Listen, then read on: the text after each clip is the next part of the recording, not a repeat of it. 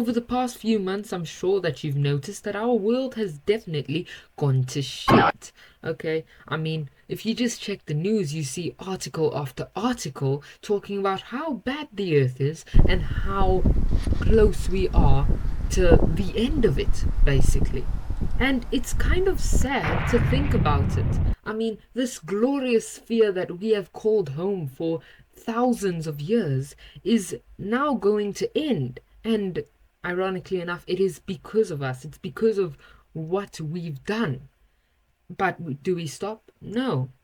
And if you don't believe me, if you don't believe that the earth is going to shit and that the world is going to end, I'm just going to tell you a few things that have come from actual news sources. The UK said that the North Pole will not have ice on it by 2030 during the summers. In South Africa, there is snowstorms that killed 4 people on the highway, the M1.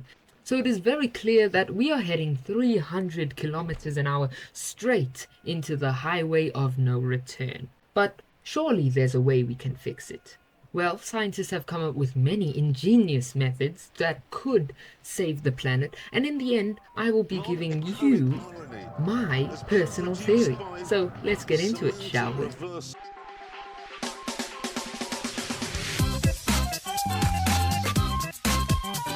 Starting off with the most famous British Prime Minister. No, not Winston Churchill, but Boris Johnson.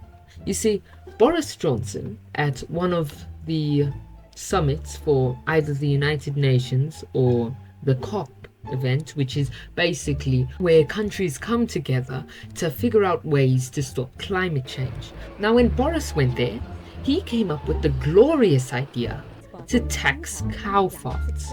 Okay, now, I couldn't find the clip, but he basically said, you know, cows, they produce a lot of farts, and that farts have methane that go into the atmosphere. So if we tax them, then we can spend more money on getting the world better again.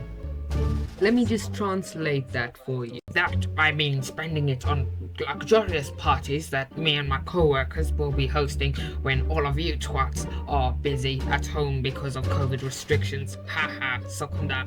And somehow, this idea actually ended up working, but not in the UK, Denmark. Yes, Denmark ended up taking Boris Johnson's idea, and they are starting to tax the farmers for their cows, their burps and their farts. Now, how did they do this? Well, they just came to an estimate of $100 annually per cow.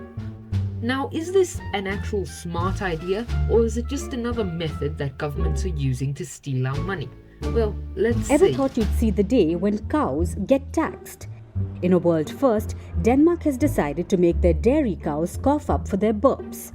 Starting in 2030, Danish dairy farmers will face an annual tax of $96 per cow in a bid to curb the planet-heating emissions they generate.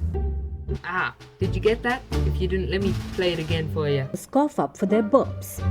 Starting in 2030, Danish dairy farmers will face an annual tax of $96 per cow. Okay, you sure you got it? Great. If you did, leave a like down below and tell me what you thought it was. But if you're wrong, let me just tell you right now. They will be implementing this rule at 2030, which is a massive problem because that is already the point of no return. By 2030, there will already be no ice on the North Pole during the summer. So I don't think taxing cow farts to save the environment in 2030 will help. I'm calling that a fail. I'm saying, Denmark, you're trying to steal our money.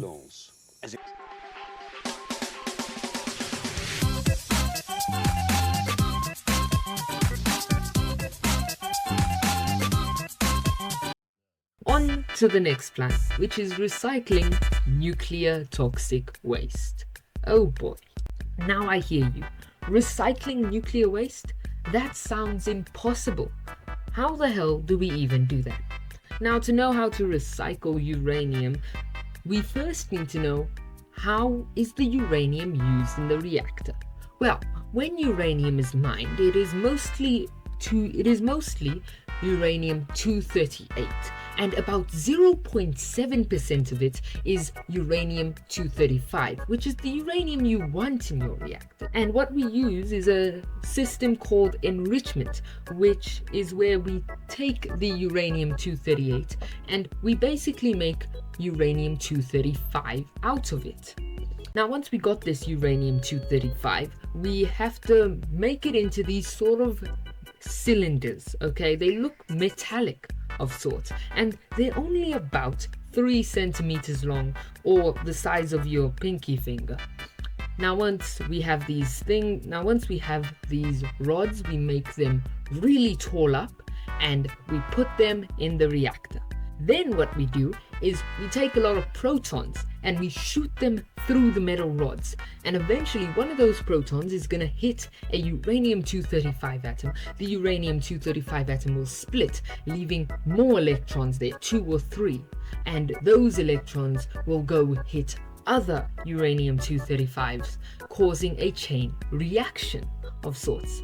Now, after 4 or 5 years, the uranium rods become unable to be used in the reactor, as they now have a majority of uranium-238, and they have also gotten plutonium and a substance that is known as the invisible radioactivity that actually ends up killing us. So, the government takes these rods and they put them inside of these silos that will store the nuclear waste for a few hundred years. However, the nuclear waste lasts for up to 200,000 years. So how on earth are we supposed to recycle this? Well, the United States actually came up with a plan to recycle these in the mid-1960s. In fact, they still have a nuclear power plant known as Argonne that recycles the nuclear waste. But how do they do it?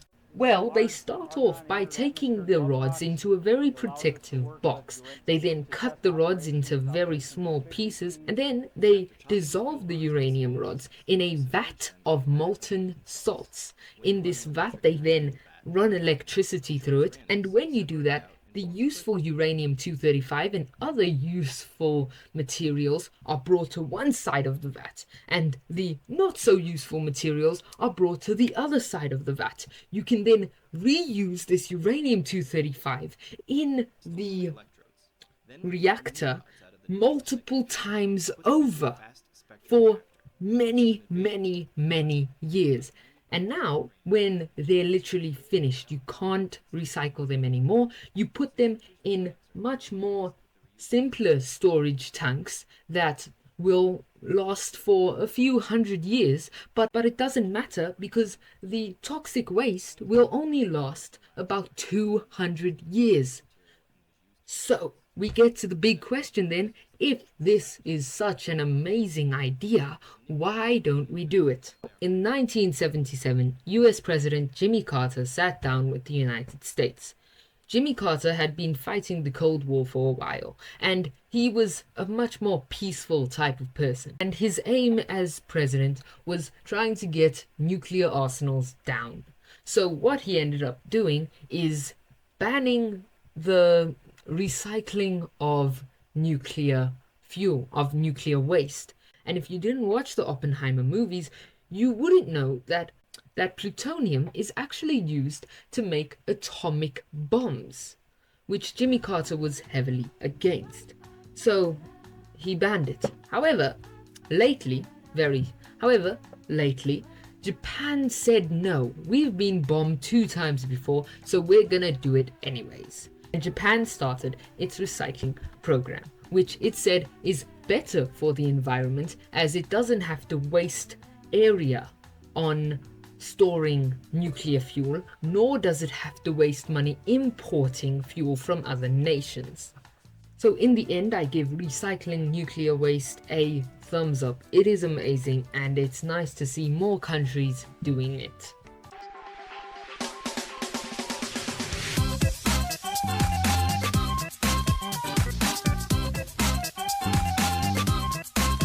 Now, my theory actually has some history backing to it. And so in 1206 to 1227, scientists saw a very large decline in carbon emissions, and they really didn't know why this happened until they put two and two together and realized that this was the exact time that Genghis Khan ruled the world.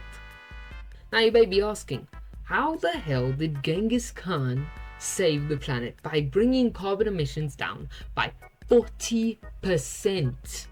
And if you don't know how much 40% is, it is 3.2 gigatons of carbon dioxide, which, just to put in perspective, is 3.12 times 10 to the power 12 kilograms. It's a fuck ton of carbon. And Genghis Khan did it. But how? Well, Genghis Khan is not only known for having one of the largest empires in the world, but also known for having one of the largest massacres in the world. Yes, Genghis Khan killed so many people that it actually brought the carbon emissions down 40%. So to bring this back to today's world, I'm sure you can see where I'm going with this, we would need enough death to stop carbon emissions. And how would this happen? World War III.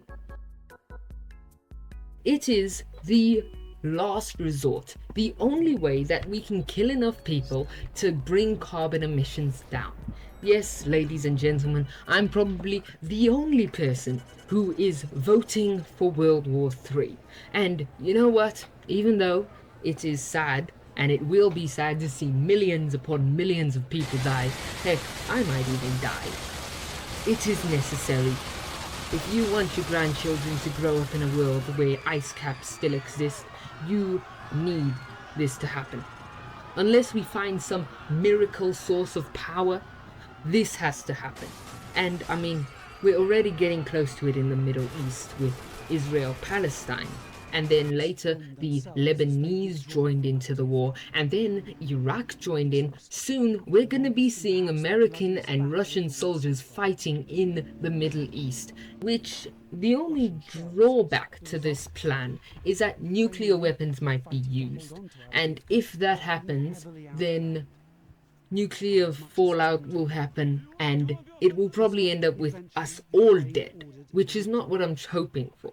So if the leaders can be sensible enough to go to war but not use their nuclear arsenal, I think we could get out of this alive. With that, the video comes to an end. Please like and subscribe, it really helps the channel out. And tell me if you like this sort of style of content and if I should do more. So I hope you all well, and thank you so very much for listening.